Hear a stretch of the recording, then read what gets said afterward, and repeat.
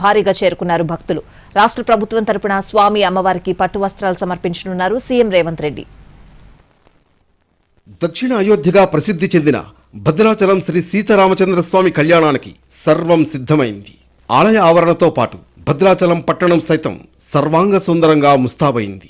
ఇక్కడ ప్రతి అడుగులో ఎక్స్పీరియన్స్ డాక్టర్స్ ఉంటారు. In the good hands of science. Mummy daddy అవ్వాలంటే ఓఎస్ఎస్ కి కాల్ చేయండి.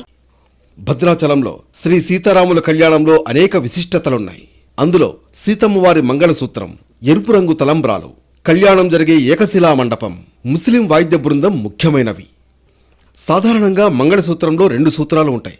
ఒకటి పుట్టింటిది కాగా రెండవది మెట్టినింటి వారిది. భద్రాచలం శ్రీ సీతారాముల కళ్యాణంలో సీతమ్మ వారి మంగళసూత్రంలో 3 సూత్రాలుంటాయి.